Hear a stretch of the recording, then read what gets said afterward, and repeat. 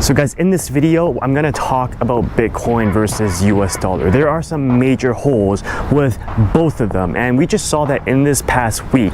There was a real life simulation of what will happen if the US dollar sinks. And the results were terrifying, because if the US dollar sinks, then all of us, everyone, including Bitcoin, will get And this is a player versus player game, guys. I need not remind you that it's you against your neighbor. If your neighbor watches this video and you skip it, what will happen is that you will die and your neighbor will live. We don't want that, right? So we have three big gigantic holes that we're facing right now. One is the debt ceiling, right? The federal government is running out of money and they need to raise the debt ceiling from the current levels of 31.4 trillion in order to keep the government running. Otherwise, they're gonna run out of cash. The problem is that we have a divided Congress. There's a lot of opposing heads, a lot of opposing forces, and the deal needs to get done, but people are taking vacation, basically. So we're wondering what will happen.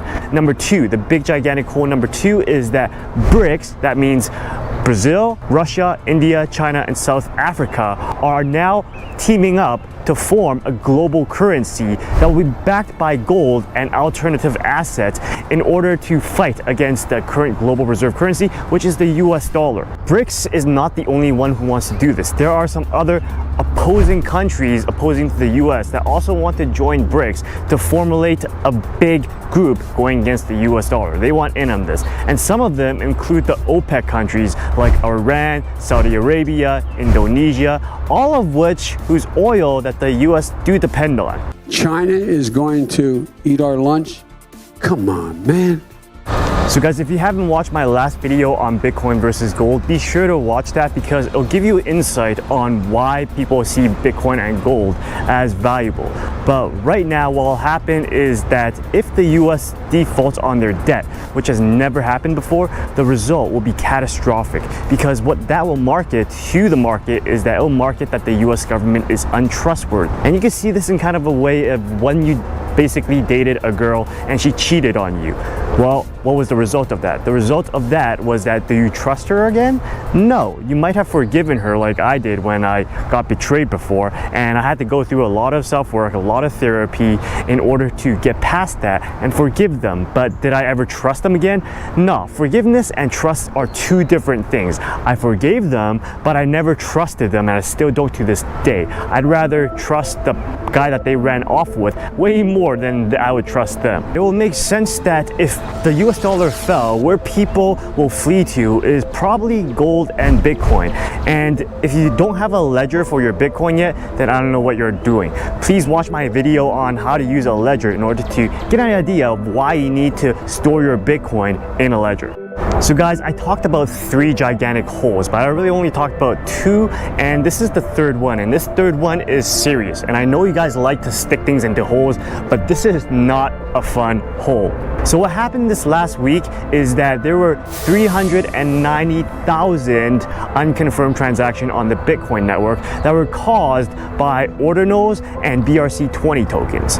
This made transaction fees surge like crazy, and right now apparently on the Bitcoin network there are 13,000 BRC20 tokens and 4.17 million ordinals. Now, if you're lost and you don't know what I'm talking about, basically there were only 390,000 transactions and the Bitcoin network could not handle that. So basically, using an analogy, imagine you went to a ball game, there are 390,000 people with tickets and there's only one guy taking the tickets. It's gonna take forever. That's congestion. Congestion on the network is really, really bad for Bitcoin, but it's great for miners because they become very, very profitable with the surging fees. And I've been doing my part by mining with my HeatBit, which is a Bitcoin heater. That means it both heats my home and it mines Bitcoin for me at the same time. So if you want to learn more about that, be sure to check out the video that I made on my HeatBit review.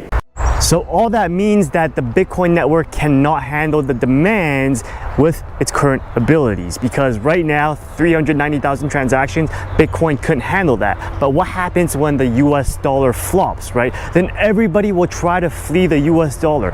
People, countries, they'll all try to sell their US dollar. And if they try to sell it into Bitcoin, well, Bitcoin will get stuck and people will be left hanging with US dollar because they can't get their transaction completed. So there are some serious limitations with the Bitcoin network right now, which is why when demand comes in right now and with the current limitations, everybody will be So if the Bitcoin network can't handle that, what could handle that? I don't know, maybe people will go and buy gold and buy stocks, buy ETFs. And if you haven't checked out Moomoo yet, check that out right here, because you can get a free 15 free stocks if you just start an account and deposit up to $2,000 with them. So don't leave money on the table and don't leave your money in the bank account, because we know how safe banks are right now, right? Because 4 failed in the last month.